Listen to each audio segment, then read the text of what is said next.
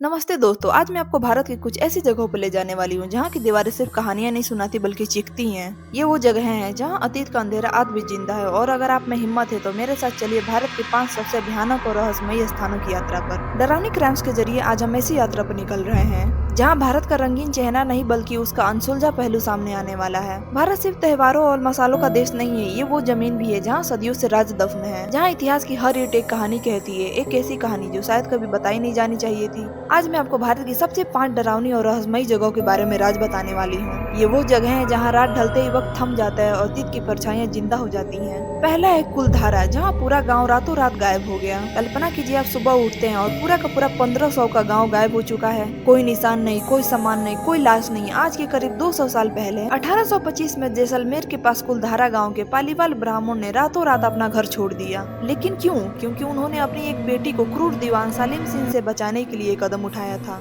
लेकिन उन्होंने सिर्फ गांव नहीं छोड़ा बल्कि इस जमीन को एक ऐसा श्राप दे दिया कि आज तक कोई भी कुलधारा में एक रात नहीं बिता पाया। यहाँ तक कि पैरानॉर्मल एक्सपर्ट ने भी यहाँ कुछ ऐसी आवाजें रिकॉर्ड की हैं जो किसी को समझ ही नहीं आता है, जैसे वो किसी अज्ञात भाषा में रो रहे हों या फिर बात कर रहे हों। यहाँ की हवा में एक अजीब से बेचैनी होती है। जब भी कोई कुलधारा जाता है तो उसको ऐसा महसूस होता है जैसे हवा में कोई आपको देख रहा हो। हर टूटी हुई दीवार, हर खाली खिड़की आपको घूरती आंखों की तरह लगती है। वो सब जैसे गाँव के लोग आज भी वहीं भटक रहे हों। और सूरज ढलते ही यहाँ की खामोशी इतनी गहरी हो जाती है कि अपनी ही धड़कनों की आवाज साफ सुनाई देती है। ये सिर्फ पत्थर का ढेर नहीं, एक ऐसी कब्र है जहाँ एक पूरे गांव का आत्माएं आज भी इंसाफ का इंतजार कर रही हैं। दूसरा है भानगढ़, जहाँ सूर्यास्त के बाद जाना मना है। इसे एशिया की सबसे भूतिया जगह भी कहा जाता है, लेकिन इसकी सच्चाई किंवदंती से भी कहीं ज्यादा भयानक है। यहाँ भारतीय पुरातत्व सर्वेक्षण ने यहाँ बाकायदा एक बोर्ड भी लगाया है जिसमें लिखा गया है कि सूर्यास्त के बाद यहाँ प्रवेश वर्जित है। लेकिन क्यों? क्योंकि यहाँ की हवा सिर्फ हवा नहीं है, ये शोक और उदासी से भरी हुई है। कहानी ये है कि एक तांत्रिक ने इस शहर को तबाह होने का श्राप दे दिया था।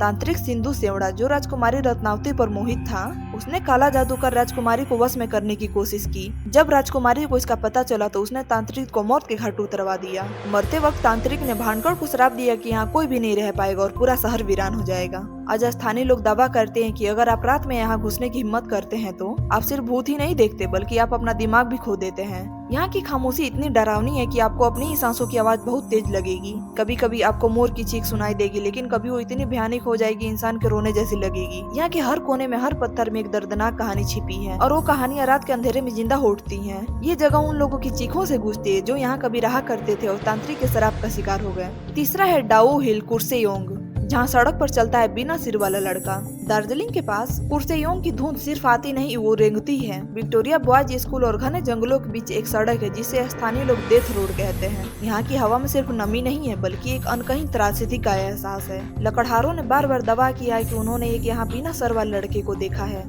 जो सड़क पर चलता है और फिर अचानक पेड़ों में गायब हो जाता है। लेकिन सबसे काला रहस्य कुछ और है। यहाँ के आसपास के जंगलों में कुछ ऐसी आत्महत्याएं हुई हैं जिनके कोई वजह ही नहीं मिली। स्थानीय लोग इन घटनाओं के बारे में बात करने से कतराते हैं, जैसे उन्हें कोई रोक रहा हो। जब इस सड़क पर आप होते हैं तो आपको ऐसा लगता है जैसे हर पेड़ आपको घूर रहा हो। यहाँ की हवा में एक अजीब सी गंध होती है, देवदार के पत्तों की, और भी कुछ मिलावटी गंध होती है जैसे कोई आपको यहाँ से जाने के लिए कह रहा हो। यहाँ की धुंध इतनी घनी होती है कि टॉर्च की रोशनी भी उसमें खो जाती है। और सबसे डरावना तब होता है जब आप अकेले होते हैं, आपके पीछे कदमों की आहट सुनाई देती है, लेकिन मुड़कर देखते हैं तो कोई नहीं होता है। डाउ हिल वो जगह है जहाँ जंगल खुद एक शिकारी है और मुसाफिर उसके शिकार होते हैं। ये वो जगह है जहाँ की कहानी सिर्फ किंवदंती नहीं बल्कि भयानक सच होते हैं जो धुंध में छिपे हुए हैं।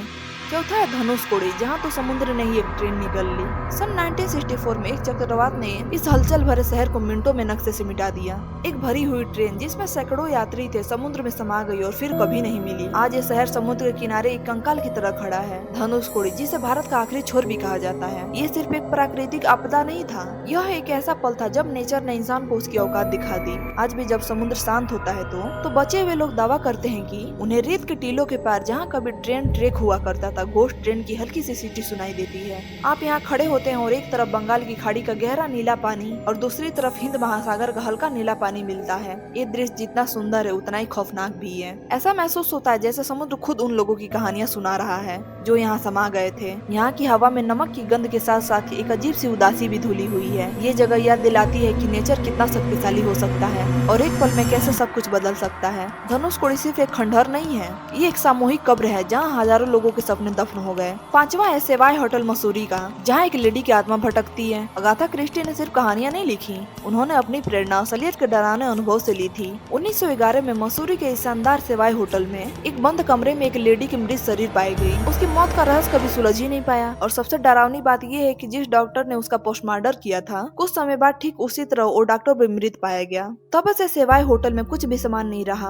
आज भी होटल में ठहरने वाले मेहमान दावा करते हैं कि उन्हें रात में एक महिला की हिल्स की आवाज सुनाई देती है। वो आवाज गलियारों से गूंजती है और फिर उनके ठीक दरवाजे के सामने आकर रुक जाती है। जब ये दरवाजा खोलते हैं तो वहाँ कोई नहीं होता है, बस एक खाली गली और हवा में एक अजीब सी ठंडक। यहाँ की हवा में पुराने गुलाबों और न जाने किस चीज की गंध धुली हुई है, एक मीठी लेकिन घातक गंध। मसूरी की ठंडी हवाओं में हिमालय की विशालकाय चोटियों की छाया में सेवाई होटल एक आलीशान कब्र की तरह खड़ा है। यहाँ की हर कोने में, हर पुरानी चीज में उस लेडी की अनसुलझी मौत का राज छिपा है। क्या वो न्याय चाहती है या बस हमेशा के लिए उस होटल में भटकती रहेगी? तो दोस्तों, ये थे भारत के कुछ सबसे अंधेरे रहस्य। कुछ जगहें सिर्फ इसलिए वीरान नहीं होती हैं क्योंकि पुरानी हैं, वो इसलिए वीरान होती है क्योंकि वे भूखी हैं। भूखी हैं उन कहानियों की, उन आत्माओं की जो उसमें कैद हैं। आपने इन जगहों में से किसी के बारे में सुना है? तो कमेंट्स बॉक्स में जरूर बताएं। अगर आपको ऐसी और कहानियां सुनने में इंटरेस्टेड हो तो ड्राउनी क्राइम्स को सब्सक्राइब करें और वीडियो को लाइक करें। मिलते हैं अगली वीडियो में, तब तक के लिए धन्यवाद।